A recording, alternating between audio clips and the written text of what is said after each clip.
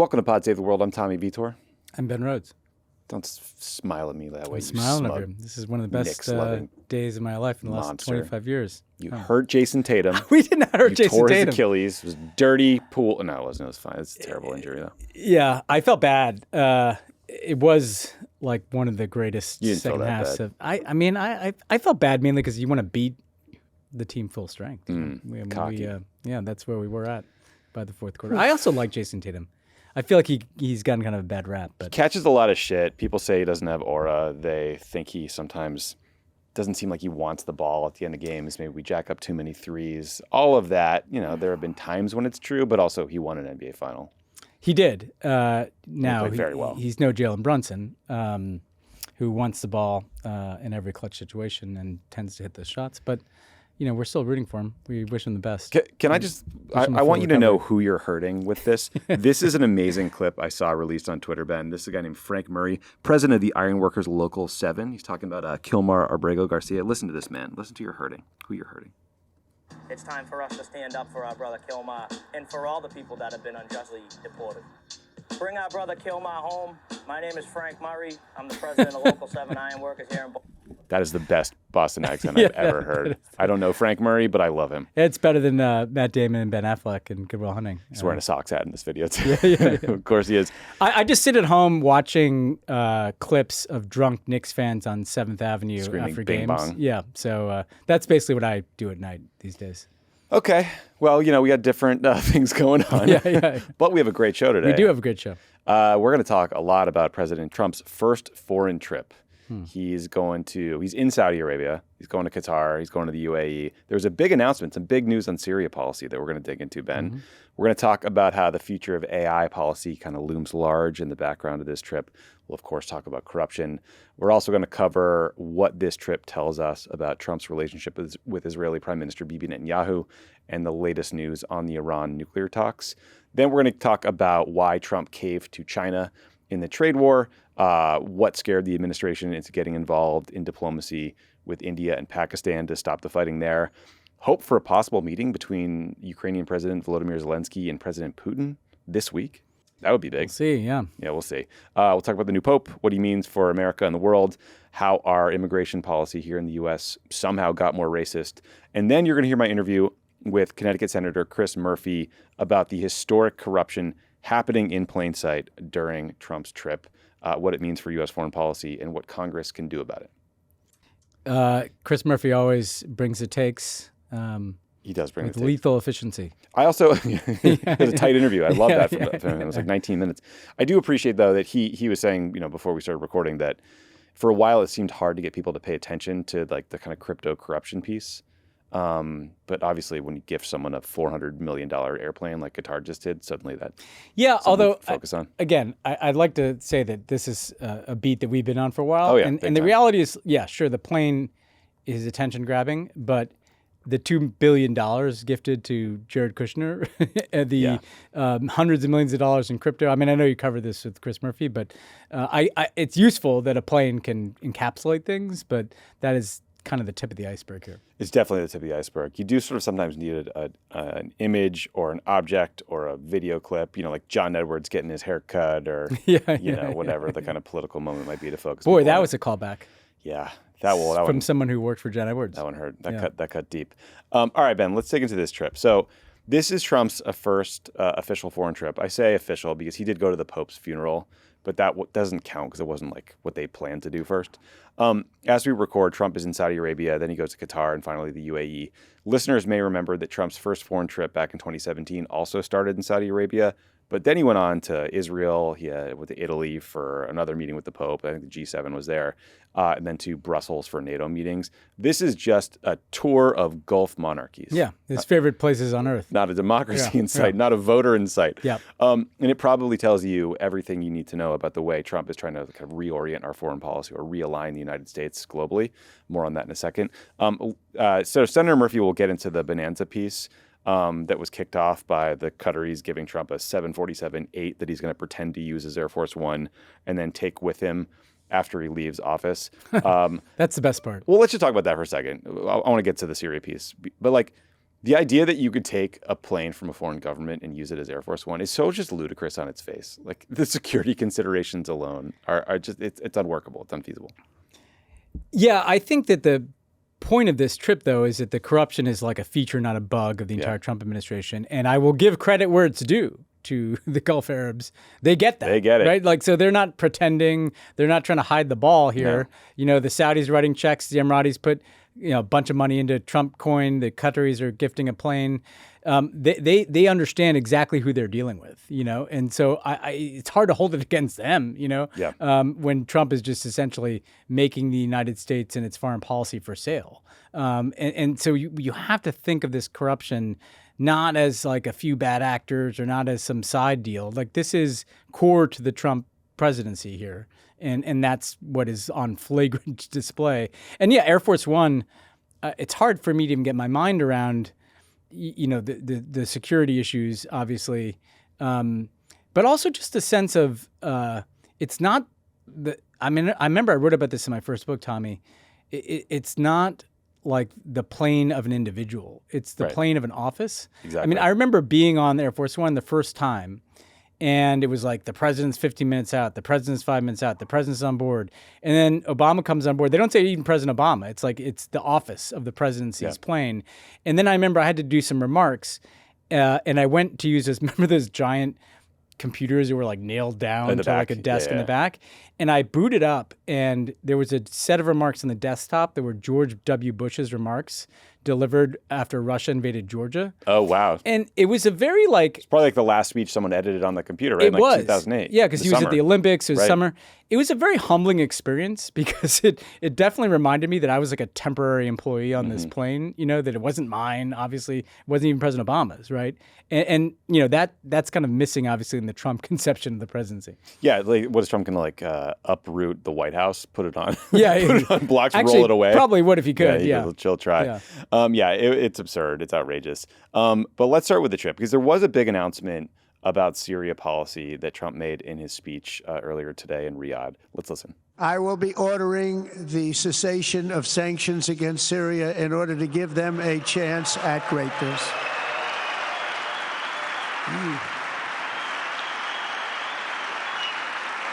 So it's quick there. There's a lot of applause. You got like 45 seconds of applause. Trump also told reporters that he's going to meet with Ahmed al-Shara, the new president of Syria, while he's in Saudi Arabia. I think Rubio is going to meet with the Syrian foreign minister later this week in Turkey, if Steve Witkoff will let him. We don't know all the details for how the sanctions relief itself will work, like if they're lifting sanctions, if there's just a pause on them, if they're going to ask Congress to do something. But either way, it's a very big deal.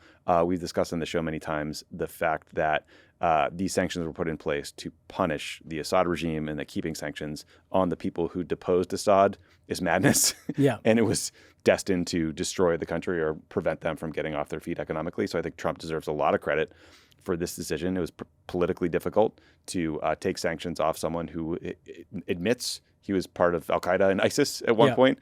That Netanyahu probably hates this decision, but it's unequivocally the right thing to do. Ben, your thoughts on this policy change and just the itinerary for this trip generally?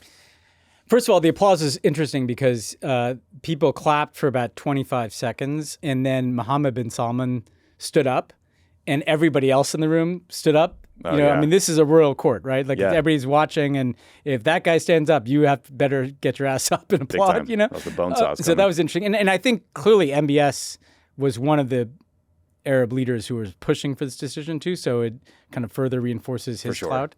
That said, it's exactly the right decision. It's hard to overstate how impossible it was going to be for Syria to have any chance at viability as a state. With the continued sanctions. We've talked about this. You just cannot attract any investment, any reconstruction funding, anything whatsoever if businesses are worried or foreign governments are worried that that money could get entrapped in sanctions or could be seen as a sanctions violation. And so this opens the door for Syria to have a chance. And it's so clearly the right decision.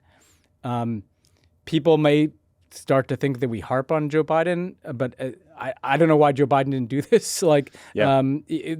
This just shows you too. I don't like Trump's motivations for lots of things he does, But one thing you will say is he's not like tied to this like constant fear of some bad faith right-wing attacks. Yeah, bad faith bad faith right-wing attacks or kind of stupid, blob type, wisdom, we don't do this, so we must leverage the sanctions for blah, blah, blah, No, sometimes you just have to try something different. And continuing to sanction a country because of the sanctions you put in place for the dictator who's no longer there makes no sense. Now, we'll see how this goes. We don't know if Ahmed al-Shara is going to end up governing in an inclusive way. We'll see. But, I mean, as we've said about this topic in the past, you can always put those sanctions back in place if they do something terrible, But why not test and see if this new government can deliver on some of its promises? They have huge challenges, not the least a largely destroyed set of infrastructure. They have Israel like bombing and occupying parts of their country. So this gives them a chance. And hopefully what this can also do is unlock a ton of money from the Gulf, right? I mean, if the Gulf Arab states, Saudi Arabia, Qatar, UAE want to plow money in there, that's all to the better. That's a good way for them to spend their money. The one thing I'd say about the itinerary is you're right. It's just the 3 Gulf countries. And first, that is the world that Trump likes. And yeah, we talked about the corruption piece, but even just Literal in terms kings. of transactionalism, he likes transactional foreign policy. There are no rules. There's no rules-based order. There's no norms. There's no values proposition. We're just dealing with wealthy countries that can invest in things and can move things quickly. And Trump likes that. I will say, and we'll allow ourselves to do the what if Obama did this, or what if any Democrat did this. I remember Obama's first trip to the Middle East. We went to Saudi Arabia and Egypt, and I'm still hearing about not from going to Israel. AIPAC about how we didn't go to Israel. Look, they are cutting Israel out of the Iran talks. They clearly made this decision, which Israel wouldn't like on Syria because Israel's bombing this government. They aren't going to Israel on this trip. So I don't think that means that Trump gives a shit about the Palestinians. He doesn't. But it does mean that he isn't like going to check everything with Bibi Netanyahu first, which, by the way, Joe Biden also did. Yeah. I just we can be unburdened by that kind of foreign policy. Yeah, I want to dig more into this Israel piece because I agree with you. It's really interesting. I tweeted something praising Trump's decision, and people were like, actualing me, being like, "Oh, al-Shara offered to build a Trump Tower in Damascus." I'm like, that who gives a shit? Yeah, who gives a shit? Well, wouldn't you? I mean, if you wanted to get rid of sanctions for your country, like I'd be offering to build fucking whatever. I don't think this is why Trump made the decision. I agree with you. MBS and all these Gulf autocrats clearly push hard for this decision and clearly push for it to be announced during the Riyadh portion of the trip. Al-Shara did just meet with Emmanuel Macron in Paris, so I think there will be a lot of global support for this decision. Ben, this is another clip from President Trump's speech today, though, that I think kind of made both of us perk up. And it's crucial for the wider world to note this great transformation has not come from Western interventionists or flying people in beautiful planes giving you lectures on how to live and how to govern your own affairs. No, the gleaming marvels of Riyadh and Abu Dhabi were not created by the so-called nation builders, neocons, or liberal nonprofits like those who spent trillions and trillions of dollars failing to develop Kabul, Baghdad. In the end, the so-called nation builders wrecked far more nations than they built, and the interventionists were intervening in complex societies that they did not even understand themselves. They told you how to do it, but they had no idea how to do it themselves. So to your point earlier, I do like that Trump not only doesn't give a shit what the neocons and the blob think, he views it as politically advantageous to slap them around regularly. So applauding that. I do think, we should probably be honest that the part about not giving lectures to foreign leaders, the Americans not giving lectures, is probably Trump just saying, I don't give a shit about human rights. You don't give a shit about human rights. We're not going to talk about that today. And the fact that human rights was totally off the table was hammered home by the CEO guest list, which included the Elon Musk, the head of BlackRock, the head of Amazon, the head of NVIDIA, Sam Altman from OpenAI, Reid Hoffman. Because you and I are old enough now to remember the 2018 Saudi Davos in the Desert conference right after Mohammed bin Salman, the crown prince, had ordered the execution of a journalist named Jamal Khashoggi and this international effort to isolate MBS and the Saudis, and that's gone. Yeah, that's just off the table. Look, first of all, it's kind of funny when he says cabal for Kabul, I guess. Struggling with some words or internationalists. But let's put that aside. So you meant Jew? Yeah, yeah. I mean, here's the thing about Trump. I obviously share a bunch of his views about the pointlessness of American military intervention in Iraq, about the kind of corruption and cluelessness of aspects of the military intervention in Afghanistan. I do work with liberal nonprofits, and I'm not aware of the trillions of dollars that the liberal nonprofits they don't have that much money. It'd be nice if we did. But I'll say this. While I share some of those critiques, he's missing the fact that there's an alternative between essentially, neocons or whatever you want to call them, who want to kind of think that they can engineer Middle Eastern politics from the U.S. military, and like a Mohammed bin Salman, who, let's face it, why is there marble in Saudi Arabia? It's just because there's a lot of oil in Saudi Arabia. It's not like he discovered some ideas that unlocked it. He's printing money, right?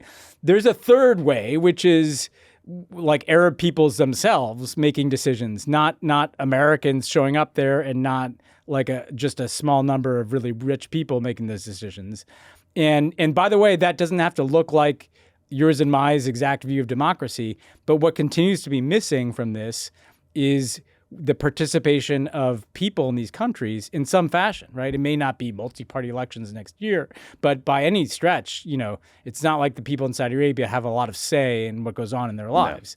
No. And so we shouldn't let... Or the Emiratis. Or Qatar, yeah. Exactly. So we shouldn't let his accurate disregard for American interventionism lead you to believe that the only alternative is a bunch of, let's face it, a bunch of fucking white American CEOs and, a bunch of royals sitting around and deciding everything themselves either. There needs to be a voice for people in these discussions in this part of the world. And that's missing. And the fact that you have Elon Musk there and Sam Altman and all these other people, that's not out of some earnest interest in the human well-being of the people of the Middle East. That's because they want some of this money. Purely financial. Yeah. I mean, so President Biden put in place global restrictions on the export of AI, artificial intelligence chips. So he allowed unlimited AI chip sales to about 18 countries, like allies like the UK and Germany. And then he blocked sales to China, Iran, sort of enemies. And then all other countries, including the Saudis, the UAE,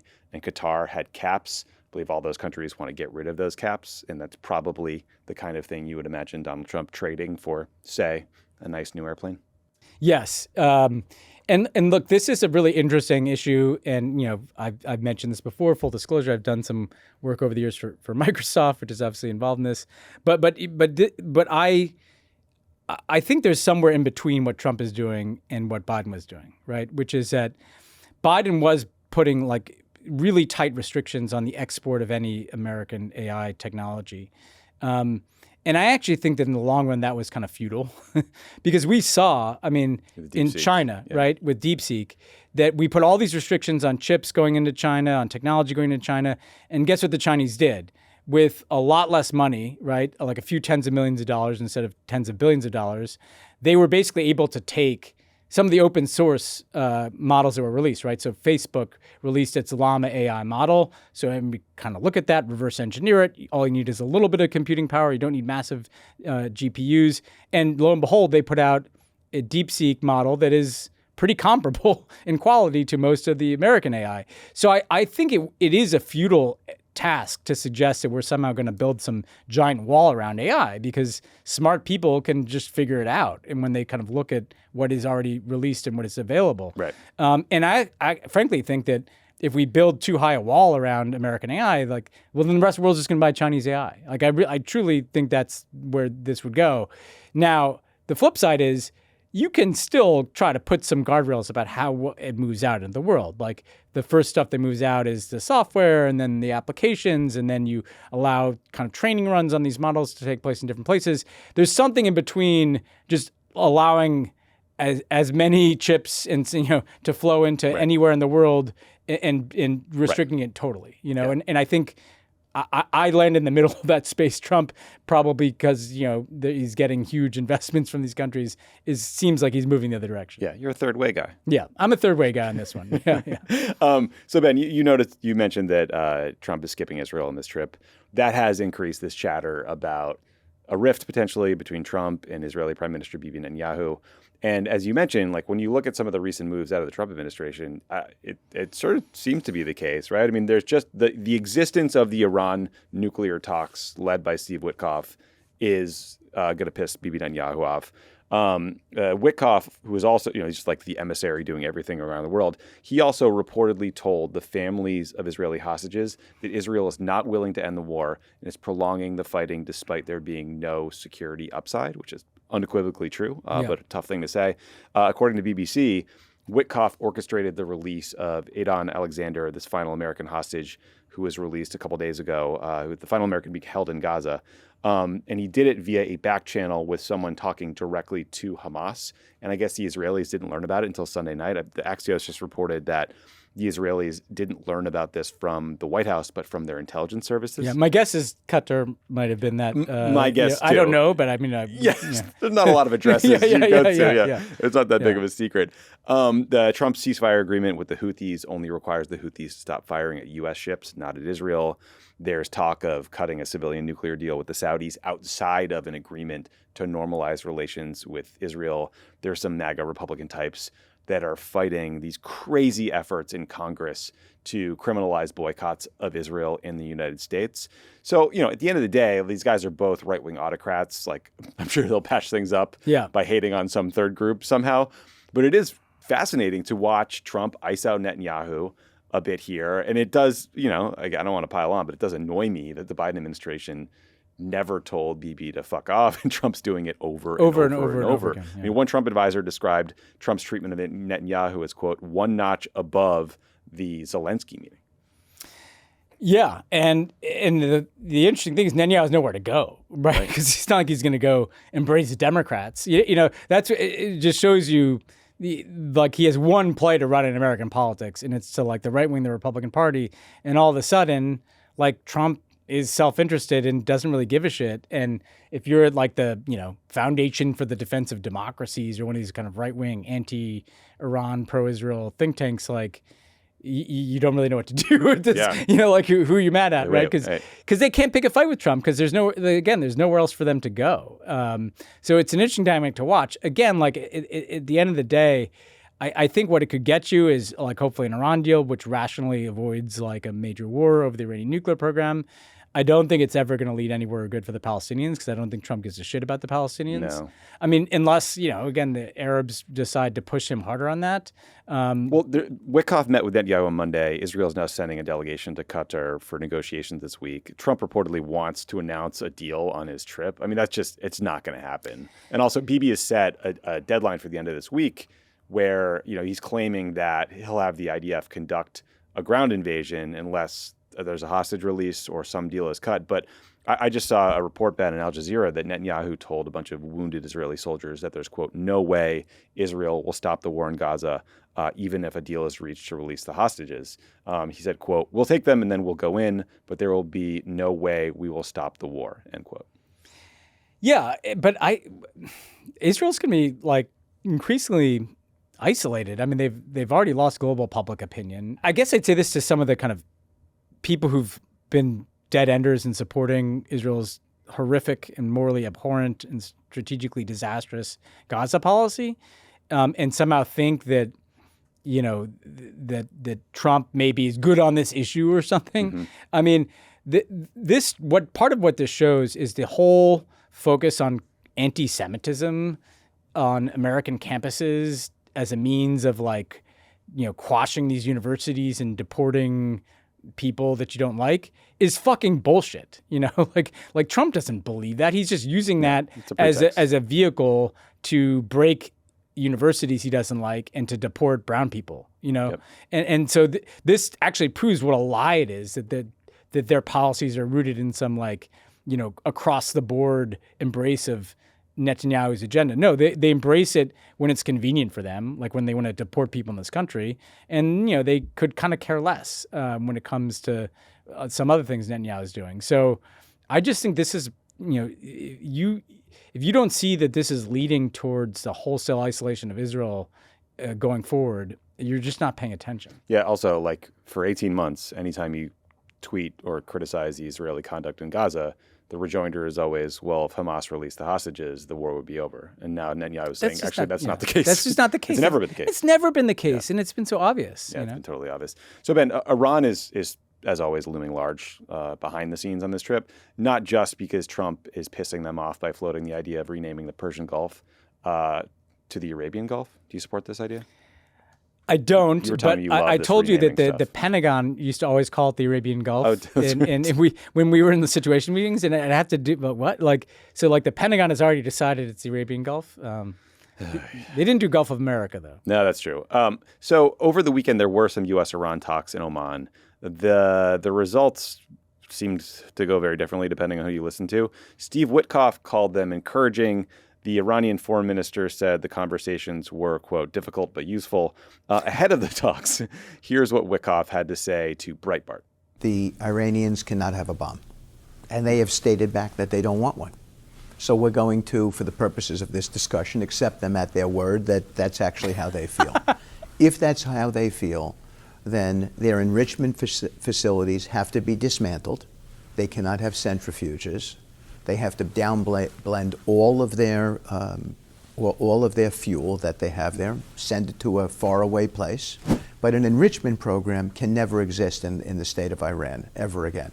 And that's our red line. We're never doing a JCPOA deal where sanctions come off and there's no sunsetting of their obligations. So that doesn't make sense. That was a mismatched procedure in JCPOA.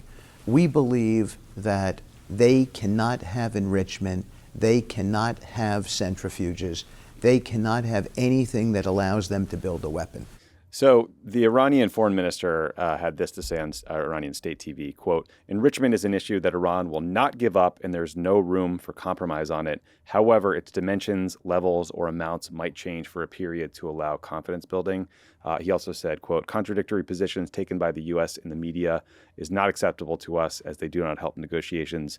CNN quoted an Iranian source who also said the American side is basically not ready for meaningful technical and political talks, adding that the U.S. gives, quote, short, in general answers to questions, ignores main proposals, and constantly changes its position throughout the negotiation. So let's decode those statements quickly. Listeners might remember a few weeks back, Witkoff did an interview where he said Iran can enrich nuclear material to a level of 3.5%. Why does that matter? Natural uranium has a small amount of fissile material in it. That's the material that you can split with a nuclear reaction to create energy. Nuclear scientists enrich uranium to get higher concentrations of fissile material for different purposes. So 90% enriched uranium is considered weapons grade. 20% enriched can be useful for research and medical purposes. 3.5% enriched uranium is used for nuclear energy. So in that quote, Witkoff was saying Iran can enrich uranium for civilian nuclear power plant use. But after he said that, Witkoff got smacked down. He had to walk back those comments and say, what I meant was Iran can have a civilian nuclear power infrastructure, but they have to purchase their uranium from a third country. They can't enrich it. So that's, I think, what the Iranians mean when they're calling out contradictory positions taken by the U.S. and the media. Ben, do you believe the Iranians when they say that having the enrichment capacity is a red line for them? And if so, why do you feel that way? Why do you think they feel that way?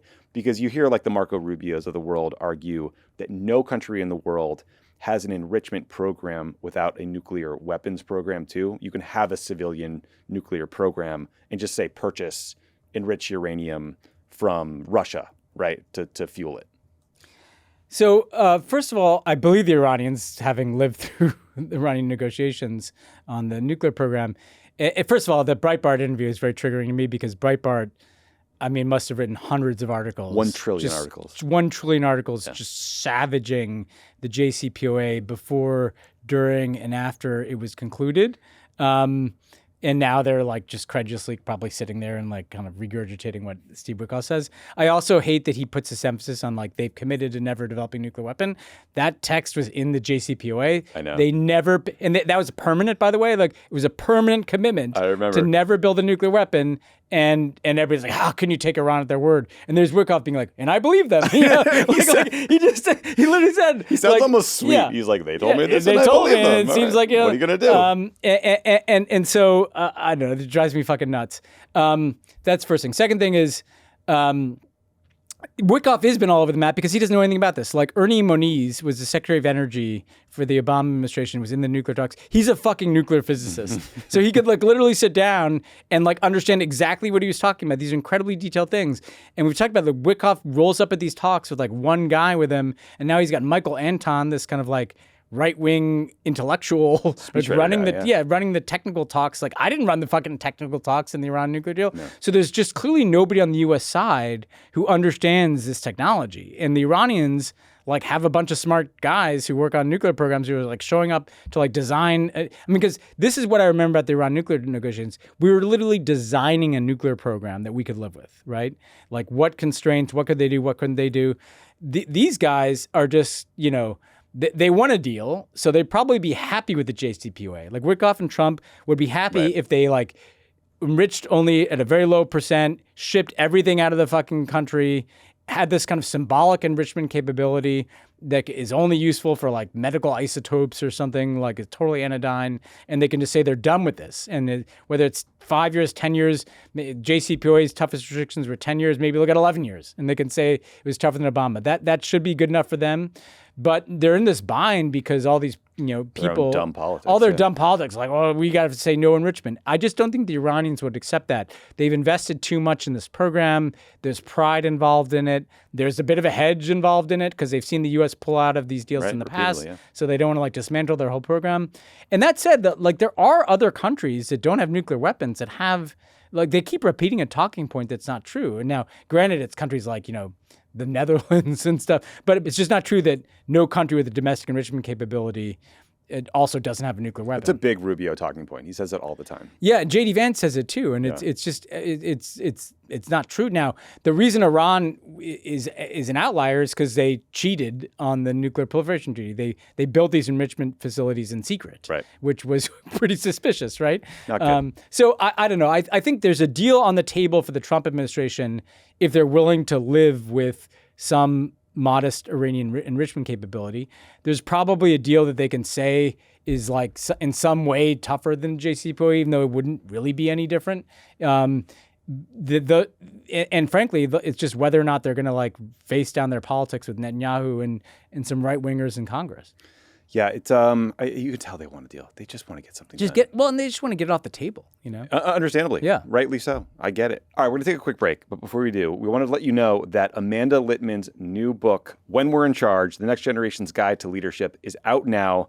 It's an amazing book, Ben. Amanda shares what it's like when a new generation steps into power, not just in politics, but in business, activism, and everyday life. It's a manual for leadership on your own terms. No fluff, no bullshit, no losing yourself in the process, just real tools, honest lessons, and the kind of clarity that today's leaders need. We want to help Amanda get on the New York Times bestsellers list. Let's go. It's a big deal, right? Yeah, we love Amanda. Get your copy of When We're in Charge at crooked.com/books. You can get it there now or wherever you get your books. Pod Save the World is brought to you by Rocket Money. Everyone on Pod Save the World has used Rocket Money. You know why? Because we all signed up to subscription services, news sites, magazines, whatever, and then just literally forgot we had them. Just keeps charging your card every month. Ben used it. I used it. Tons of people in this office have used it. And because when it comes to spending, sometimes it's out of sight, out of mind. Your daily coffee habit, those streaming subscriptions, they add up fast without you even noticing. Rocket Money helps you spot those patterns so you can do something about them and keep more money in your pocket. Rocket Money is a personal finance app that helps find and cancel your unwanted subscriptions, monitors your spending, and helps you lower your bills so you can grow your savings. Rocket Money's dashboard gives you a clear view of your expenses across all of your accounts. Easily create a personalized budget with the custom categories to help keep your spending on track. See your monthly spending trends in each category to know exactly where your money is going. The new Goals feature automatically saves money for you, so you don't have to think about it. Help pay off bills, put away money for a house, or just build your savings. Rocket Money makes it easy. Rocket Money will even try to negotiate lower bills for you. They automatically scan your bills to find opportunities to save. Then you can ask them to negotiate for you. They'll deal with customer service so you don't have to. Rocket Money has over 5 million users and has saved a total of $500 million in canceled subscriptions, saving members up to $740 a year when they use all of the app's premium features. This should have been Doge. Instead of Elon Musk, they should have had Rocket Money just go in and just doge everything. Great idea. Anyway, cancel your unwanted subscriptions and reach your financial goals faster with Rocket Money. Download the Rocket Money app and enter my show name, Pod Save the World, in the survey so they know we sent you. Don't wait. Download the Rocket Money app today and tell them you heard about them from Pod Save the World. Pod Save the World is brought to you by American Giant. In the average American's closet, 82% of our clothes haven't been worn in the last 12 months. Oh, God, is that a real stat? Big time. That is a real stat. In the 1960s, Americans bought an average of 25 items annually. Today, that number has surged to 67. Not for long with these tariffs. Heading back to 25. Clothing purchasing, one item. Clothing purchases have increased 2.5-fold, yet we keep them for only half as long.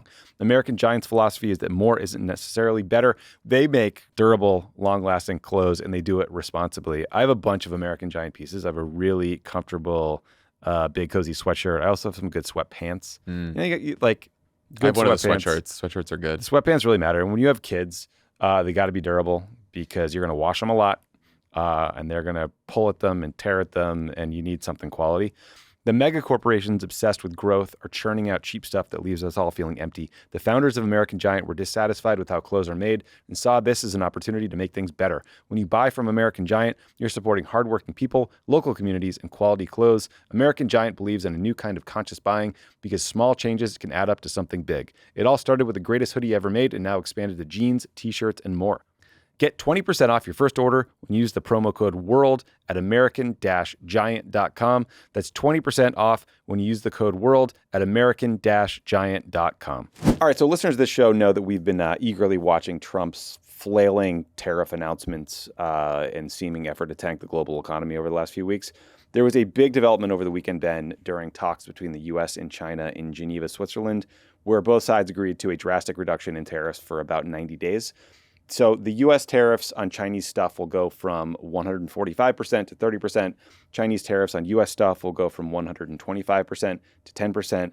According to a bunch of news reports, pressure from industry groups, especially automakers in the defense industry, got Trump to cave. I think in particular, they put a freeze on the export of rare earth magnets, which are critical for both the technologies in cars and weapons and all sorts of things.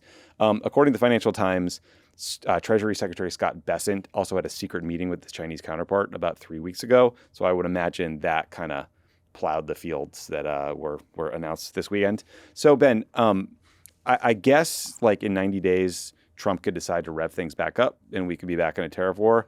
But it just seems like there's just no doubt that he fully capitulated here. Like the Chinese conceded literally nothing. Nothing. For retaliatory tariffs. Absolutely nothing. The Wall Street Journal editorial page wrote the following sentence: "Rarely has an economic policy been repudiated as soundly and as quickly." Anything jump out at you at this mess? Well, it's very Trump-like in the sense that he got absolutely nothing, and they said it was like a deal. It's not a deal, first of all. I mean, Not even close. There's no substantive change beyond the kind of fluctuation of these tariff rates. The Chinese, as we talked about, were just better positioned to win a trade war. Like they had a monopoly on these rare earth materials. They can absorb more pain. They've kind of invested for the last decade in clean energy and technologies. They have more geopolitical support in like lots of the world, particularly given what Trump is doing. So they had a better hand, even if they have like some economic weaknesses. If you look at Trump, though, first of all, the insanity of this is there's still 30% tariffs, right? So, so it's not like it's all the way wound back, It's just like not as insane as it was post-Liberation Day week when he was just like tariffing on everything. True Social. So there's still going to be economic impacts that are negative. There's still going to be price increases. There's still going to be disruptions. And the trust of the rest of the world is already broken because they just don't believe that Trump is a predictable actor. And I have to say, like, I don't believe, I think Scott Bessent is like useful to talk to markets. Like he's literally there to speak to markets. Yeah, like, just to whisper to Jamie Dimon. Oh yeah, he's just whispering in Jamie Dimon's ear. But I actually don't think he's the real decision maker here. It's Trump and like some of the yahoos around him. And so I think, at a certain point, he'll probably dial these things back up again, dial them back down. Like he likes to control the volatility. He's like a child with a toy. Mm-hmm. Like he likes to be the one who controls volatility in the markets. So he's decided after the post-Liberation Day fiasco to dial things back. He'll dial it up at some point. Do I think he's going to like structurally arrange some deal that's going to remake U.S.-China trade relations? Absolutely not. And that's that's what was proved to be completely bullshit. Yes. The idea that this was going to like compel China to can make all these. Remember fentanyl? Where's fentanyl in this thing too? Like, there's none of the things he talked about are in this at all. No, and apparently the Biden people actually had cut a pretty impactful counter fentanyl deal with the Chinese right at the end of the administration. It's like the Chinese are like, what? Why are you ignoring that? We actually did something on this. Yeah. I mean, yeah, I agree with you. I think Trump clearly views tariffs as like his first, second, and third favorite tool in his toolkit for every situation. So I assume he'll slap tariffs back on all kinds of countries. I do think that like everyone was wondering, like, do markets matter? Do headlines matter? And the answer is yes. He did not like the stock market crashing. He did not like every CEO calling him, telling me you're going to kill my business. Like, I think it really did matter. And so he blinked. And even like, I think Republican members of Congress are, I'm sure, calling him being like, I'm going to vote against this. Right. I mean, it is worth putting a point on the fact that this was one of the most catastrophic announcements early in a presidency ever. You know, like he rolls at Liberation Day and all the big charts and everything, and just look at the climb down. And there are no deals. Right? Even this UK trade deal, I couldn't describe to you what that trade deal is. It's so minor. It is so meager. Yeah. It's the kind of thing that would normally be announced by like the deputy U.S. trade representative in an article that only appears in a 3-paragraph notice in Bloomberg News, and they're trying to treat it like it's some huge trade deal. Yeah, they're trying to amp it up. They did like a stupid phone call with Keir Starmer, and they did it on the day there was a new pope announced. Sorry, pal, I don't think this is going to lead the headlines. No. One thing that was a big deal was this ceasefire between India and Pakistan, Ben. Good transition. Thank you. So last week, the tensions between India and Pakistan, it was like just short of open warfare between these two nuclear-armed militaries. Folks probably remember that the conflict started when terrorists killed 26 people, mostly Hindu tourists from India, in India-controlled Kashmir. India vowed to retaliate against these terrorist groups that are based in Pakistan and against parts of the Pakistani security state that support these groups. The fighting escalated fast. It included airstrikes deep into Pakistan. The Pakistani military said they shot down at least one Indian jet. There were Air Force dogfights. The Pakistanis launched this volley of like several hundred drones across the border. So it got really scary. And for a while, the Trump administration was just completely checked out. They were making comments like these from President Trump and J.D. Vance. No, it's a shame. We just heard about it just as we were walking in the doors of the Oval. They've been fighting for a long time. They've been fighting for many, many decades and centuries, actually, if you really think about it. No, I just hope it ends very quickly. What we can do is try to encourage these folks to de-escalate a little bit, but we're not going to get involved in the middle of war that's fundamentally none of our business. So, according to a bunch of media reports, this became our business, Mr. J.D. Vance, after the administration learned that India bombed an area near the headquarters of Pakistan's Strategic Plans Division, which oversees their nuclear arsenal. The New York Times estimates they have about 170 nuclear warheads sitting in Pakistan somewhere. That's a big deal because if Pakistan thought that airstrike was intended to take out their nuclear command and control capability, that could lead to them doing something really fucking scary. The Times pointed out that there were reports in Pakistani media that Prime Minister Sharif had called a meeting of the National Command Authority, which is the group in Pakistan that makes decisions about the use of nuclear weapons. So pretty terrifying. Either way, Trump's team, they got into gear. Vance called Prime Minister Modi in India. He warned about escalation risk. Rubio called his Pakistani counterparts. Trump called nobody. But he did front run both parties and announced the ceasefire deal on Truth Social, which the Indians then initially denied. So it was a mess, but good outcome, at least for now. Ben, what did you make of how all this went down? And do you think there's any hope that Mr. Big Boy, Smarty Pants, J.D. Vance might learn that actually diplomatic intervention to prevent wars is a good thing? First of all, this was pretty scary because they, in the past, they've lobbed, missiles at each other. Sometimes they've literally just bombed dirt and said that was, that they hit something that they didn't. But they were hitting military targets. I mean, this was starting to feel like it could become an actual all-out war, not just like skirmishes on the line of control with episodic strikes. And so that's scary. And that, by the way, is still something that happened and that could flare up again if there's another incident. I have to say, and look, this is not us just kind of, hating on the Trump administration. You heard us give credit in the same podcast on Syria. the way they handled this was fucking atrocious because they did not negotiate this ceasefire. They lobbed in the calls that anybody would lob in, like any U.S. administration. The bare minimum. Any bare minimum. Why would you not make those calls? What else are you doing? You're the Secretary of State. It's your job. It's your job. I mean, I know you got to take a break from being the archivist and whatever the hell he is. Doing a lot of filing. National Security Advisor.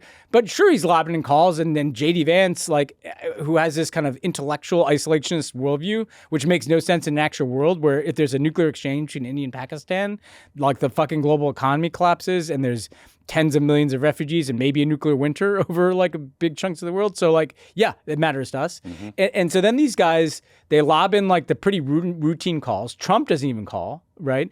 And then they get wind of the fact that the Indians and Pakistanis themselves are probably oh shit, we're getting pretty close to the edge here. Let's have a ceasefire.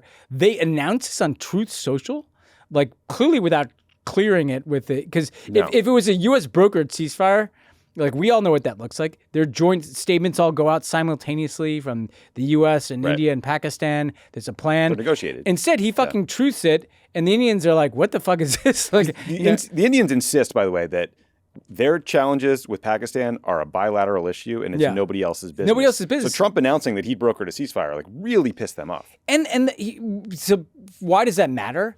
I think it matters because, if there's a next time, they're kind of not going to want to hear from us because they don't trust us, right? These things, everything is so short-term and transactional, Trump, and how can I get attention? So look, it's not a good outcome. It was a bad outcome for a few days there. It was scary. Actual people died in these exchanges of fire. It was a bigger conflict than they've had in recent years. And am I glad the U.S. got involved? Sure, but so were a bunch of countries. By the way, the Qataris were involved as they normally are. The Turks were involved. Mm-hmm. Other countries, the Brits were lobbing in calls. And I just think it's not a good look for them to treat everything, including potential war between India and Pakistan, as just some vehicle for Trump to truth something. Because that people aren't going to want to let us into their business if that's how he's going to go about things. Did you catch any of the clips from various Indian TV stations about the conflict that were going around on social media? Yeah.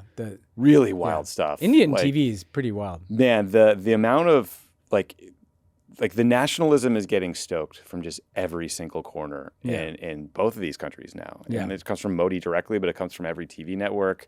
There was one clip that was going around where it was just the sound when there's if a nuclear strike was coming, the kind of siren you would hear was just running in the background of the entire clip. It's incitement. Yeah, and look, I get that there's a lot of hate, but thousands of years of hate. yeah, millions of years. Millions of years of hate. But the dehumanization in both directions is dangerous because that's how you end up just killing lots of people. Yes. If you consume Indian television or Pakistani television, you're kind of conditioned to see these people as subhuman enemies. I'm not absolving ourselves from this. The right-wing media treats a lot of people in this country as subhuman too. But I just think that is a dangerous dynamic to just continue. Big time. No, I saw an Indian reporter bragging about how he had not interviewed any Pakistanis the duration of the conflict. It's a great way to understand what the fuck is going on. What does that do for anyone? Yeah, bad. One war that President Trump has not ended is the war in Ukraine, Ben. So that said, the Russians and the Ukrainians are maybe going to have their first direct talks since the start of the war this Thursday in Istanbul. What happened here is the Russians proposed having talks in response to demands that they implement a 30-day ceasefire. This is their way of kind of evading that request. But you were hearing this from Kyiv, from Trump, from Europe, lots of places. On Sunday, Trump decided to endorse this idea, truthing, quote, Ukraine should agree to this immediately. At least they will be able to determine whether or not a deal is possible. And if it is not, European leaders and the U.S. will know where everything stands and can proceed accordingly. Have the meeting now, all caps, 3 exclamation points. It's not clear if Zelensky is going to show up in Turkey regardless, or if he's only going to go if Putin goes. But, Zelensky also was like, I'll go. Also, Trump, you should go. He's trying to make this a big thing. The Russians have been coy about what Putin is going to do. Dmitry Peskov, Putin's spokesman, said, quote, as soon as the president considers it necessary, he will announce it. But ever mindful of the moments where he could get big ratings, Trump said, I'll join. I'll fly to Istanbul, I guess, already over the Atlantic. So, Ben, I guess I would argue there's two theories I've seen. Like one is by endorsing the talks, Trump undercut his own demand for a ceasefire. I get that. On the other hand, talking seems potentially positive. In a less positive category, though, NBC News reported that Steve Witkoff, the envoy for everything, relied on a Kremlin translator in his 3 conversations with Putin. On previous episodes, we've talked about Witkoff raw dogs these meetings without experts, but not having your own translator is insane. I'd be like, what are the odds that this translator is like a intelligence operative? 98, 99%? 150%. Yeah, this, first of all, just side note, like, big week for Turkey here. I know, Erdogan, right? yeah. I mean, because obviously they are huge supporters of al-Shara Right. in Syria and have been advocating lifting sanctions. They're somehow hosting these meetings, like the PKK's disbanding. Oh, yeah. So Erdogan, you know, aside from being a total autocratic creep who locked up his biggest opponent, you know, his foreign policy is having a pretty good week. Look, this does feel like Trump. I am on the kind of side of people that feel like this was a bit of a rug pull on Zelensky because, you know, he had Keir Starmer, Merz, the new German chancellor, Macron, and I think Donald Tusk from Poland in Kyiv for like show solidarity. And it felt like Trump didn't like, the fact that the attention was no longer on him. So he's like demanding this meeting happen. And I think Zelensky then kind of called the bluff and was like, okay, fine, Sure. I'll show up. Yeah. Zelensky's so fucking sick of the goalposts moving on him. And so he's like, fine, I'll go to Turkey because you didn't think Putin would go. And so we'll see what happens now. Did you see the literal Russian disinformation going all over social media, especially on Twitter, where people were trying to claim that Merz had like cut up a line of cocaine and had it on the table in the train on the way to Kyiv, and there's clearly a napkin on the table and like a piece of string that's attached to a folder. So like Merz covers up the string because he's just like reaching for his file folder, and then Macron grabs a napkin that he like balled up and he hides, and people are like, oh, that was the bag. It's like, can you imagine? Wait. Two people less likely to be doing lines on a train than Keir Starmer and Friedrich Merz. Macron. I bet he gets down. Let's just take a minute and imagine if that did happen. How fucking awesome it would be if Merz, Friedrich Merz's new chancellor is just like ripping lines, and then Macron comes in, he's like, hey, can I get a bump? You know, like who starts that conversation? Yeah. Keir Starmer's like, yeah, anyone got a bag? What are we doing? Oh God, there's so many people were sharing it. Like, Anyway, continue. Sorry. I'm glad that happened because that's why the internet is still a decent place sometimes. I just think that like Trump is he's literally like a machine gun dropped on the floor with these negotiations, right? He'll be fixated on something. Remember the ceasefire? Remember the 30-day ceasefire? Yeah, what happened? And each time Ukraine is the one that accepts it, right? So Ukraine accepted the ceasefire, Putin wouldn't. Each time he throws these things out, and it's always the Ukrainians who he acts like are intransigent, who are the ones who are like, fine, we'll do it. And Russia, Putin never fucking does it, ever, right? Never. And meanwhile, they're still like grinding away at Ukraine. So I don't know what it's going to take for, I don't think Trump cares, but I do think that the good thing that you're seeing is that Zelensky's kind of got this clique of Europeans who have his back, who are from like pretty big countries with some real militaries, although not nearly as real as the United States. That's the best card he has to play, is to hold those Europeans together behind him and just trying to stay like, if not ahead of Trump, like only a half step behind him until it becomes more and more apparent that like Putin is just not the one who's serious about ending this war. Yeah, and if you get down, you guys get a little bump from your boys. yeah. Sure. Might as well just have a good time. It's incredible. I was reading this incredible story in the Wall Street Journal about how there's such an excess of cocaine that the cartels are even better funded.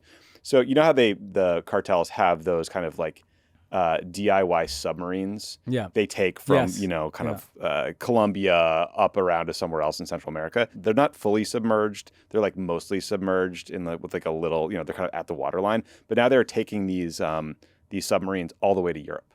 They're like driving them to like I did Spain. not see that. That's It's crazy. crazy. It takes like 30 daes. It's a wild story. Great story in the Journal. Anyway, good time to be into coke, I guess. two more big stories. Unless you live under a rock, in which case credit to you, and thanks for listening. You probably heard that they selected a new pope. Last week, Ben, you and I talked through the favorites to become the new pope, according to the betting odds. And boy, was Did that not waste have of did time. not have our man on the card. Cardinal Robert Francis Prevost, now Pope Leo XIV, had something like 0.3% odds, according to Polymarket. It's almost like the Mavericks getting the number one pick in the What's up with draft that? lottery. Yeah, How'd that happen? You think it's rigged? I think it's rigged Because of the Yeah, Luka trade? Yeah, We'll get into that later. Pope Leo, as he's called now, is from Chicago. According to the New York Times, Pope Leo has Creole roots from New Orleans. I think his grandfather was from Haiti. Super interesting guy. He spent 2 decades working in Peru as a missionary, a parish priest, and eventually as bishop. Then Pope Francis named him to this powerful Vatican position overseeing the appointment of bishops around the world. But Ben, do you know who did predict this? My boy, Steve Bannon. Listen to this They're clip. going to say Stephen A. Smith. No, did he predict it too? No, he didn't. This is Bannon from about a week ago. I do think one of the dark horses, and I think unfortunately he's one of the most progressive, is Cardinal Prevost. I don't think he's getting enough play. He is certainly on the short list. That's my boy Steve. It's funny that he sounds like he's betting on it, like on FanDuel. Like, I know. he's not getting enough play. It's not getting enough love. Not enough action on Prevost. So Bannon aside, what do you think it means? Just for the U.S. Now we got an American pope. Yeah, It's look, cool. there've been a zillion takes, a zillion Chicago memes. But look, to take a serious note, I mean, what's interesting about the United States, and I always try to say this to like some of my friends overseas who, it's easy to look at the United States and just see Trump or just see our shitty, stupid ass foreign policy over the years, or just see like some soulless capitalism. It's a reminder that this is like a big, diverse country with many different people. And I like the fact that Pope Leo is going to be the most prominent American in the world. That's true. I mean, I guess together with Trump, but he'll, God willing, be there after Trump. And that's a totally different kind of America. That's a guy from humble background, a guy who made his life about missionary work in Latin America, a guy who speaks 4 or 5 languages, a guy who cares about social justice. I White know, Sox fan. yeah, White Sox fan, like underdogs. Knicks fan? Apparently he was tweeting about the Knicks or something. I mean, it's a Nova Knicks guy. I mean, for those not in the know, in the World community here, we've got Jalen Brunson, Mikal Bridges, and Josh Hart, All 3 played for the Villanova Villanova. alums, Yeah. former national champions, and we know, it's been confirmed, that the Pope is aware of the Nova Knicks, at least, right? Because he's a proud Villanova grad. It was weird that he went to an American college. I mean, I made this point to Lovett. It's probably inappropriate. But there's definitely some 70-year-old lady who went to Villanova who's like, oh my God, I banged the Pope. Right? No. What do you mean? This is before he became a priest. He wasn't like celibate. Do you have to I don't I don't know anything about I haven't asked Catholicism. him. I'm not Could going to comment be a on it. 70-year-old dude talking about it in the group chat. I don't know. Well, that would that would make for a good story. That's a good sitcom. Yeah, it's a great sitcom actually, like the Pope before celibacy. But anyway, put that aside. I like that this guy's gonna be a different face to the world for the United States. It also seems like he's very much cut from the Francis cloth. He's a progressive. He cares about that part of Catholicism that is actually about what Jesus talked about, like helping the poor and social justice. The good part. It's kind of interesting to me that at a time in which the world is swinging pretty far right in its politics in a lot of places, like the Catholic Church is becoming this more progressive institution. Swinging like, left. I'll take it, I will better news than just the Chicago piece of this, I'm happy for Mike O'Neill, our friend, but it's also just like it's a reminder that the United States is big and complicated. And it's the country that could produce Trump, and it's the country that could produce this guy, And I hope that people bear that in mind as he's spreading this message of a more kind of progressive view of social justice. Yeah, I don't really think about the Pope often, but Pope Francis and now Leo XIV, it's something to be excited about. Yeah, Could have been a lot worse. and I hope he's I know like they're sometimes reticent, but I mean, there's a lot of shit going on that if the Pope wants to speak out, all the better. Stay active. Stay active on Gaza. I hope he continues what Pope those Francis did calls. on Gaza. Steve Bannon later said, quote, the conclave that elected Pope Leo was more rigged against Donald Trump than the 2020 presidential election. Is that a real quote? Yeah.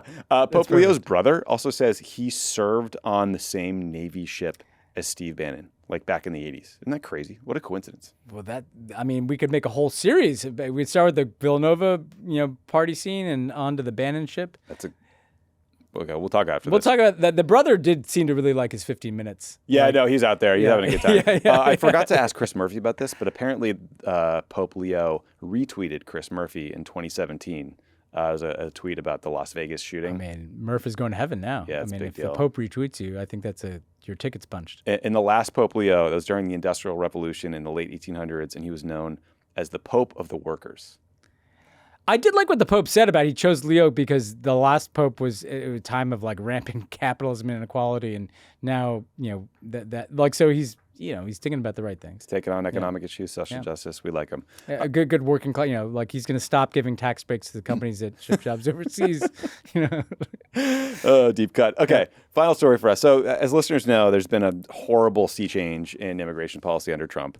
We recently learned, it was today or yesterday, that the Department of Homeland Security is terminating temporary protected status for people here from Afghanistan. That means 9,000 Afghans could be deported back to the Taliban regime. These are presumably people that helped the United States military during the 2 decades of war there. So this is truly disgraceful.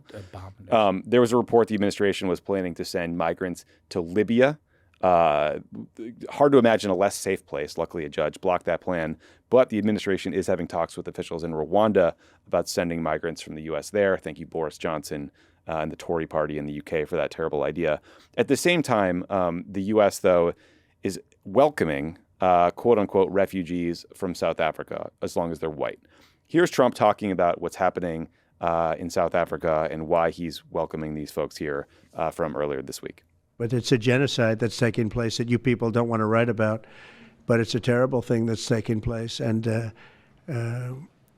farmers are being killed. They happen to be white. But whether they're white or black makes no difference to me. But white farmers are being brutally killed, and their land is being confiscated in South Africa. To be clear, there is not a genocide against white farmers in South Africa. South Africa is a very, very violent country. Many farmers live in the middle of nowhere. They're at risk from violence because the cops can't get to them easily if you live in the rural farm. But there's no data or evidence to suggest that this is a systematic racial thing, let alone a genocide. Also, white South Africans are far better off financially than black South Africans. White people are about 7% of the population, but they own between 2/3 and 3/4 of the land in South Africa. They are exponentially wealthier on average than black South Africans. We should also just be honest, like we're talking about the descendants of colonial settlers that set up the apartheid system and government actions that are now trying to create a bit of equality for black people who are just brutally oppressed. I'm not suggesting that means these white farmers should be subjected to violence or any kind of harm, but the fact that they're getting special treatment by the U.S. as refugees, given the history, is pretty disgraceful. Ben, I remember you and I talked about this in like 2018 because Trump started tweeting about it. He saw a segment on Tucker Carlson about white genocide against South African farmers. He demanded Mike Pompeo do an investigation that resulted in nothing because there was nothing to do or investigate. But I don't know. It's just like I've just been thinking about what an immigration policy that is this overtly racist, what that message that sends to the world. Yeah, this is a really important story, and I'm glad it got a lot of attention. I hope it continues to get attention because it kind of gives away the whole game. First of all, if on its face, their argument for letting in, or not like airlifting these white farmers from South Africa, their argument is an argument for why there should actually be a refugee program. In other words, if Trump is legitimately concerned about people facing threats of violence and political persecution, there are about 9 million communities around the world that you would put ahead of these white South Africans. By the way, at the top of that list would be Afghans who, if they get sent back to Afghanistan, could be disappeared by the fucking Taliban, right? So the first thing is, like, it's completely absurd on its face. And if you actually cared about what Trump said, going down the list, people from Sudan, people from Afghanistan, people from, unfortunately, a lot of Myanmar, like all manner of places. So it also bears saying that the Afghans who came in under TPS, like some of the other people that had TPS revoked, did not come in illegally. Like they were following what they thought were the rules under their temporary protected status. All that said, I think what's important here is it gives away the game because it does reveal the fundamental white supremacy that is embedded in the Trump project. And look, I know it's not post George Floyd anymore, but this is, how else do you explain a situation in which they want to send pretty much largely, if not exclusively, black and brown people to places like Libya and Rwanda, while welcoming planeloads of white people from South Africa to the United States. Not like subtle. this is the Stephen Miller, Tucker Carlson worldview where we're going to reverse quote unquote great replacement. We're going to like push black and brown people out of this country, and we're going to become the safe haven for white people. This airlift of Elon Musk's from Africa, like, is absolutely ridiculous. And it kind of cuts against decades. And it made me think, Tommy, like our former boss, like Barack Obama, his father came to the United States in an airlift of students from Kenya that were coming here to be educated in the United States. Like, that's who we used to be, 60, 70 years ago. Like, we've gone way backwards here, And so I just think this isn't just like a kind of, weird sideshow. This is like pretty elemental to the project here. And it's not even a dog whistle. It's like a pretty, I don't even know. It's just like a cry to his base. Like, look, we're letting in the white people and we're kicking out the brown people. And I don't know, like sometimes like you got to call out what it is. And this is a kind of white supremacist immigration policy. Yeah, it's weird. It's like dog whistle became the thing we would talk about all the time, but it's you're right. It's not a dog whistle. It's a policy. Right? It's a policy. Welcoming white people, sending black people to countries they were never from. But also the language involved, like the term white genocide, far right propaganda. It was popularized by a white separatist, literal neo-Nazi. It's been used. It was, the Unite the Right rally in Charlottesville in 2017. There were signs about white genocide. The Tree of Life synagogue shooter talked about white genocide or the Great Replacement theory. Like it's usually deeply anti-Semitic. It's usually the Jews who are conducting the white genocide in these twisted right-wing worldviews. And these theories, this propaganda, has been used to defend violence. Yeah. And the President of the United States saying it, it's like you can't kind of understate what a big deal that is. Yeah, and it does make you wonder, like, who is in his ear about this. Got to be Elon. Well, there's a lot of South Africans. There's David Sachs, Elon, Peter Thiel. There's a whole, the PayPal mafia is all. I'm telling you, man, like the white South African, international is nothing to sneer at. I mean, like, and they have their, sins of the fathers don't always pass on, but sometimes they do. And these are people that came out of apartheid. They're nostalgic for that, I mean, they used to complain about what happened. I mean, yes, are there flaws in like land redistribution in like Zimbabwe and South Africa? Sure, but to your point, I mean, Mandela like held back these people were allowed to keep their farms. There's crime, sure, but there's all kinds of crime in South Africa. When it comes to the murder rate, like the murder rate in South Africa is just shockingly high. And that's a universal problem. Yeah, but it's high for black people too. Exactly. It's a universal problem. I think in terms of land redistribution, I think one of the things that I think led to Trump really freaking out about this was a law that was passed that said the government could expropriate land from people without compensation. But we talked about this on Pod Save America on Monday. Like a lot of experts say it was just kind of clarifying rules that were already in place. And when you read deeper into this, most experts say actually the sin is that South Africa has done very little to reduce racial inequality since the end of apartheid. Yeah, exactly. Like in fact, and people basically hate the government because it's been corrupt and sclerotic and incapable of delivering on the promises. Yeah, and I'm sorry, like these people built their estates on like a complete white supremacist system of apartheid, and like they've. I don't know. The fact that these are the people that you look out at the world and you see these people as the vulnerable people in the world, given all the places where there are people who are actually vulnerable, and we're sending people back to those places, it's a real stain. It's real fucked up. Imagine this happening in like 2016, Trump articulating some of these things. Like the reaction would have been pretty much bigger. Yeah, that's the thing. The frog has been boiling for a while here. Yeah, and we're just toast. Okay, we're going to take a quick break. When we come back, you're going to hear my interview with Senator Chris Murphy. We are going to talk about all the avenues for corruption that are happening as we speak, as Trump visits these Gulf autocrats. So stick around for that. Pod Save the World is brought to you by Simply Safe. Every day we make countless decisions, but one of the easiest and most important is securing your home with Simply Safe. The moment you arm your system, you know your family and everything you've worked for are protected. Whether you're stepping out for the day or settling in for the night, that small action delivers something priceless, peace of mind. We can focus on what matters, rest easier, and go about our days knowing that Simply Safe has our back in a crisis, and we all want you to have that same confidence too. Simply Safe is an excellent system. John Lovett set one up himself. Sure did. Somehow. Top of the line sensors. You can turn it on and off from your phone.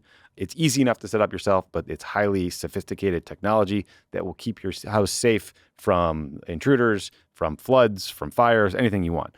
With Simply Safe, millions of Americans enjoy the new standard in home security and greater peace of mind every time they arm their systems when heading out in the morning or locking up each night. Traditional security systems only take action after someone has already broken in, and that's too late. Simply Safe's Active Guard outdoor protection can help prevent break-ins before they happen. If someone's lurking around or acting suspiciously, those agents see and talk to them in real time, activate spotlights, and even contact the police, all before they have the chance to get inside your home. No long-term contracts or cancellation fees. Monitoring plans start affordably at around $1 a day. 60-day satisfaction guarantee or your money back. Visit simplysafe.com/crookedworld to claim 50% off a new system with a professional monitoring plan and get your first month free. That's simplysafe.com/crookedworld. There's no safe like Simply Safe. This show is sponsored by BetterHelp. We all know that our mental health is just as important as our physical health, but we don't attend to it nearly as much. And that is a bad thing for a lot of reasons, but especially now in this very weird, very fraught, very scary political moment. But the good news is that mental health awareness is growing, but there's still progress to be made. 26% of Americans who participated in a recent survey say they have avoided seeking mental health support due to fear of judgment. When people hesitate to get help, it doesn't just affect them, it impacts families, workplaces, and entire communities. This Mental Health Awareness Month, let's encourage everyone to take care of their well-being and break the stigma. The world is better when people are healthy and happy. You all need therapy. Don't even pretend for a second you don't need it. We all need it. We all need it. It's good for you. It'll make you feel good. It can help you deal with trauma. It can help you be the best version of yourself. It can help you deal with challenges at home or at work. Whatever you need, therapy is there for you. BetterHelp has over 10 years of experience matching people with the right therapist from their diverse network of more than 30,000 licensed therapists with a wide range of specialties. BetterHelp is fully online, making therapy affordable and convenient, serving over 5 million people worldwide. Easily switch therapists anytime at no extra costs. We're all better with help. Visit betterhelp.com/crookedworld to get 10% off your first month. That's betterhelp, HELP.com/crookedworld. Senator Chris Murphy, welcome back to the show. Hey, man. Thanks for having me. It's great to see you. So we're talking on Tuesday afternoon. As we speak, President Trump is in Saudi Arabia. He'll go on to Qatar, then the United Arab Emirates.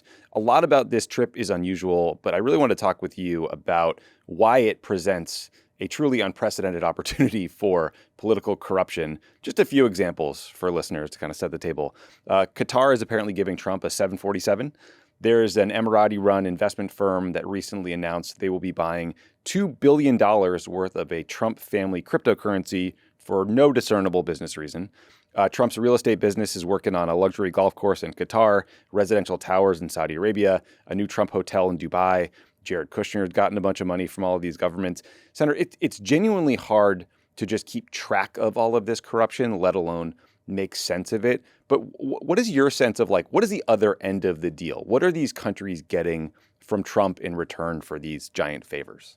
Yeah, you're being generous. It's not an opportunity for corruption. It's like corruption right in front of us, right? Yeah. Quid pro quos being announced as Trump is touring the Middle East. I mean, first of all, it's just so unbelievably brazen. Trump is going to these three countries, not because they are the three most important countries in the world, not because they are three most important allies, but because they are the three countries that are willing to pay him. These are the countries that are willing to just hand him cash. So he's going to the region to collect. Another example of the brazenness, part of the deal that part of the corruption you just talked about is this UAE investment in a Trump family crypto business. It's a $2 billion investment. And the Trump entity is essentially just acting as a bank. So it takes the money, it gets to invest that money. And it's so much money, $2 billion, that they can make hundreds of millions of dollars a year just on the investments. Right. But the entity is not just the Trump family; it's the Trump family and the Witkoff family. So it's Trump's kids and the son of the Middle East envoy, just to like make it perfectly clear that when you're dealing with World Liberty Financial or whatever the hell it's called, you are definitely dealing directly with the people who make the decisions on U.S. Middle East policy. Okay, so what's on the other end of this? Every single one of these countries needs something, and they need something immediate from the United States. The UAE wants the United States to relax our restrictions on semiconductor sales to the UAE. And Trump basically announced as soon as the crypto deal was set that he was ready to do that. The Saudis want a nuclear deal with the United States that is better than every other country's nuclear deal. In particular, they want to be able to enrich uranium in Saudi Arabia, which would allow them a pathway to a bomb. Qatar just sort of wants to make sure that they don't get cut out of the deal. What happened during Trump's first term was that the Saudis and the Emiratis ganged up on the Qataris, and the United States backed the Saudi play. So the Qataris are willing to give Trump whatever he asks for because they just want to make sure that they still get invited to these clubs. But everybody's got an ask, and it seems like Trump is ready to fulfill all of their asks because they are doing what is the price of admission in the Trump administration, which is send Trump and his family boatloads of cash. Yeah, there's greasing them. The corruption in Trump 1.0, as best we could tell, was like governments renting extra room blocks at his hotels for weeks on end or corrupt real estate stuff. Trump 2.0 features this kind of novel cryptocurrency element or avenue to buy him off. How do you think that changes things? Trump's theory is very different in his second term. He's essentially testing not just the Republican Party, but the public writ large. He's saying, if I engage in sort of daily acts of corruption in the dozens, then is it really corruption? Mm-hmm. Or if I'm telling you that I'm stealing, will you just consider that it's part of the price of Donald Trump being president? I think for a little while it was working. I think for a little while the American people were like, well, I guess we kind of knew he was corrupt and we elected him and maybe we should look the other way. But as the corruption has gotten bigger, right, as it's not tens of thousands or hundreds of thousands of dollars, but it's now billions of dollars, and it's as gaudy as the gift of a gold-plated plane, I think the American people are just sort of saying, okay, enough. And a few Republicans are saying, enough. So it's the size of the corruption, it's the fact that it's all playing out in public, and it's the very transparent way in which he's operationalizing the entirety of the federal government, including tours of the White House to prompt people to give him more money. I just don't think this is ultimately going to numb the American people. It was close, but I don't think that's how this is going to play out. Yeah, that is what has been surprising about this. I mean, I sort of went into this assuming God only knows what's happening in secret. God only knows what crypto wallets from Singapore are just firing off money to Trump for whatever deal. The reality is it's all happening in public. Like he's hosting a dinner for the 200 people who buy the most cryptocurrency. I think the top 25 are getting a VIP tour of the White House. Bloomberg News did an analysis looking at the people who own the most of Trump's meme coin, the Trump coin, and the vast majority are from overseas. So you're right. It's just kind of, it's so brazen, it's almost hard to know what to do with it. Yeah, and some of it is playing out in public, but some of it isn't. I know it's hard to follow for some people. And I think some of the bet that Trump made was that the crypto scams would be sort of the most opaque, and a lot of Americans, because they just choose to not want to understand crypto, would look the other way. But it's really not that hard to follow. I mean, there's the meme coin and then there's the stable coin. The meme coin is just this valueless coin that's worth is just dependent on how many people want to buy Trump meme coin on a particular day. And what we know, as you said, is that it's mostly foreign buyers. What we know is that Trump makes a bit of money on every single transaction. So every time a foreign buyer, an oligarch or a Saudi prince buys meme coin, they're sending money straight into Trump's pocket. And yet we don't know the names of any of these buyers. So the fact that he's doing it plays out in public, but he is conveniently masking the identity of everybody that buys. And of course, we just know what's going on. There are people buying the coin and then going to the White House and saying, hey, I just bought $20 million of Trump coin. Here's what I need from you. That's happening with foreign entities. That's definitely happening with American companies. If a mayor did that or a governor did that, they'd be run out of town or the state on a rail. And I think we're going to get to the point where people are that fed up with Trump doing it. Yeah, I hope so too. There was some bipartisan movement in the Senate to regulate cryptocurrency. It fell apart. I was told by some folks who were working on it that happened in part because of some of these reports about foreign actors buying huge amounts of Trump's stablecoin, as you mentioned earlier.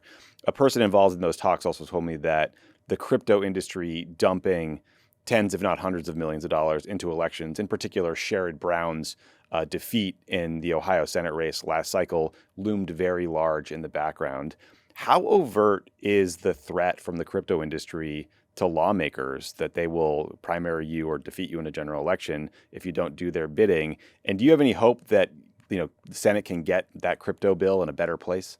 Listen, I don't know how overt it is. I mean, I've never had one of these crypto bosses or bros come into my office and tell me that if I don't support what they want, they're going to, come after me. But of course, I'm in Connecticut, not Ohio. But you're definitely right that there is sort of in the zeitgeist a fear of the crypto industry, and I mean that's unacceptable. It is unacceptable for any member of Congress to be making decisions based upon what you fear is going to happen to you electorally. I think it's a little bit of an emperor without the sort of level of clothing that we believe they have. There's lots of other really powerful interests out there that we piss off on a regular basis, whether it be the oil industry, the pharmaceutical lobby. They have just as much money as the crypto lobby does. And we should just tell a story about how the crypto industry is gouging Americans, and we should tell a story about how they are enabling Trump's corruption. The crypto industry is less powerful if you unmask them for their corruption and their unethical behavior. On why the crypto deal fell apart, I think there are a lot of complicated reasons, but amongst them, I hope, was the fact that the president was exempted. So the bill said that members of Congress can't issue crypto coin, at least stable coin, which is what the bill was regulating, but the president could. Crazy. At the very moment that Trump was doing the stable coin deal in UAE, in which Trump was getting a big payoff. My hope is that we will not vote on that bill. The Democrats will not support any regulation of stable coin unless it applies the ethics prohibitions to the president. That seems like a pretty reasonable thing to ask as the president is over there engaged in this gross corruption campaign. Yeah, that seems like the bare minimum. So back to Trump. I mean, it does seem like his kids are the tip of the spear on a lot of the corruption. There's, the hypocrisy from Republicans when you compare the comments they made about Hunter Biden to their silence. Now it's galling, but it ultimately misses the real point, which is like corruption is bad no matter what, right? Like Hunter Biden's activities were cynical and kind of gross. But, we're currently watching Don and Eric visit all of these Gulf countries. They're kind of either going right before dad or they're going right after to collect their real estate deal or whatever prize. I think Jared Kushner is sitting on $3.5 billion worth of Gulf money in his quote unquote investment firm. Surprise, Jared just came out of the woodwork to say he was helping plan this foreign trip, I believe. What do you think the impact is of like the Trump kids and Kushner on the world stage? Like, what part do they play? I just don't think we should view the kids as separate or distinct at all from the father. He says that the kids are running the business, and maybe operationally they are making the hour-to-hour decisions, but Trump is still running the business. So there's just no doubt that he is pulling the strings here, and of course we see that on a daily basis because he's using his own social media feed to advertise and to market the business ventures that apparently his kids, not him, are in charge of. And, I think you saw exactly how it works with that UAE crypto investments. The Trump kids, along with the Witkoff kid, went over there. Literally a day later, the Trump administration announced that they were ready to give UAE what they wanted. And I imagine when he gets to the Emirates, that will be the sort of summation of the corrupt deals. So the kids and the father are just sort of playing individual parts, but it's all the same play. It's all the same game. Did you see the World Liberty Financial, that's the crypto firm that the Trump kids run? They released a video on social media of their trip to Pakistan where they were met by diplomats. They had lights and sirens in the streets. They were meeting with, if not the president, then very senior lawmakers. Like, again, they're just kind of laying it all out there for us. Yeah, and it's not, and obviously it doesn't, end with the kids. Again, Witkoff is in on this. His kid is and he are making boatloads of money off of these deals. Musk is along for the ride on this trip, and you have all of this reporting that Starlink is one of the investments you need to make as a foreign entity to even get a foot in the door with the Trump administration. There looks as if Saudi Arabia is part of this package of gifts that it's giving the Trump cabal is a deal with Starlink. So you have to pay off Eric, you have to pay off Donald, you have to pay off the Witkoff family, you got to pay off Elon, you got to pay off Donald. And if you do all of those things, then you can ask for something from the American taxpayer. But what we know is that nowhere in that deal is the American taxpayer. Nowhere in this deal is anything good for U.S. security. The thing they're doing for UAE is a disaster. They are letting UAE have access to the highest technology semiconductors. We've never wanted to do that because we know that the UAE and the Chinese are super tight, and that any technology we give to UAE likely goes straight to China. So China now will get access to these semiconductors, and they will be able to potentially be in a position to lap us when it comes to the future of the global advanced AI industry. That is something that's really bad for the United States.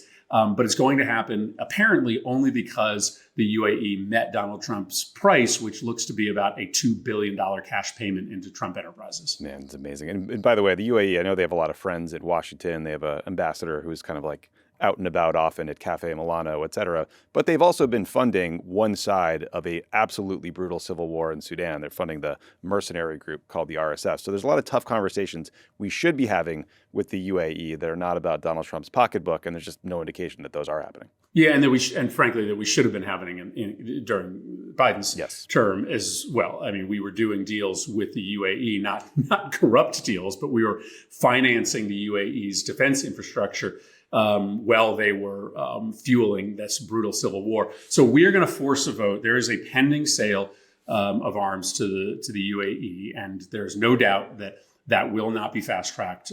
We will force a vote and a debate on the Senate floor where we will talk both about the way that the UAE is funding the civil war and the work that both actors are terrible in UAE, but they're funding the worst of the two, and the way in which the Trump administration is dealing with the UAE are corrupt. So we're not going to stand by. We're going to at least force our Republican colleagues to go on the record on all of this. That's good. I think that's important. So I saw you gave a big floor speech about Trump and corruption this week. I think that's great, and you're sort of sounding the alarm. What else can Congress do, though, if Republicans seem like they just kind of don't care? They're willing to turn a blind eye. Yeah, well, I mean, one of the things we can do on the foreign policy corruption is make it clear to these countries that, there are repercussions if you pay off an American president, and those repercussions last beyond Trump's term. I mean, maybe UAE and Qatar believe that Trump will be president forever, but that's probably not how it's going to work out. There will probably be a Democratic president and a Democratic Congress, and they're not going to get the same treatment from a Democratic president if this is the way that they deal with the United States. So Democrats need to communicate to these foreign allies that they should get out of this deal with Trump. They should unilaterally stand down the corruption if they want any long-term healthy relationship with the United States of America. And then we can just do what I've been trying to do, which is mobilize the public. It is curious and a little heartbreaking that it's taken a long time for the public to kind of reach a level of outrage, but that's kind of because we, as Democrats, didn't talk about it enough. Like the minute the meme coin was issued on Inauguration Day, we should have been talking about it and very little else. Mm-hmm. So I think if we work to mobilize the public around this set of issues with a kind of nasty midterm coming up for Republican members of Congress, it may cause them to raise some objections. You see Republicans starting to tiptoe into objections, at least to the Qatari plane. That might be more likely to happen if we talk about this more in the public and out in the stump. Yeah, I agree with that. I mean, the plane is a nice, quite literally bright, shiny object that we can all focus on and talk about. But the Steve Bannon flood the zone with shit strategy from Trump is pretty effective and makes it hard, I think, to fire the right bullet at the same target. Final question for you. President Trump gave a speech earlier today in Saudi Arabia where he said he's going to get rid of sanctions on Syria and meet with the Syrian president, al-Shara. I had to say I was incredibly excited about that announcement from President Trump. I think it's a politically challenging thing to do, to take sanctions off a leader who was admittedly a former terrorist, but it's absolutely the right thing to do if we want this new Syrian government to have a shot of existing. And by the way, these are sanctions that were all put on the Assad regime, which has now been deposed by these guys. But what was your reaction to that announcement? Did you guys have any heads up on it either? Yeah, there's certainly some commotion that this was being considered by the administration. I agree with you. This is a really important move. Now, there are a lot of announcements that Trump makes that don't end up actually coming to fruition. So I think we should, pour a little bit of salt on this announcement. But yes, we, as unsavory as these characters are, this is not the Assad regime. And we should give this Syrian government a chance to show that they are going to build a multi-religious, multi-sectarian society, that they are committed to a relationship with the United States. And we should just understand that if we're not talking to the Syrian regime, then our enemies are. The Russians and the Iranians, many others, the Chinese, are willing to cut a deal. So this is important. We should drop the sanctions, but it probably will necessitate Congress stepping in, because some of these sanctions through the Caesar Act are mandatory sanctions. Right. So if Trump wants to get this done and establish a real relationship, or at least a pathway to a relationship with Syria, that's a good thing. We should applaud him when he does something decent, but he probably needs Congress to step in. But we'll see if all of his, well, I guess they always do whatever he tells them to do. So I guess I shouldn't doubt the Republicans who had been pressing against Biden releasing the sanctions vigorously will pivot on a dime and all of a sudden announce that Trump has struck a genius move in doing the thing that they thought, if Biden did it, was going to be a cataclysm for the Middle East. Yeah, we got art of the deal here. Senator Murphy, thank you so much for raising everybody's awareness about these issues and for coming on the show. Great to see you. Thanks, man. Thanks again to Senator Murphy for joining the show, and we'll talk to you guys next week.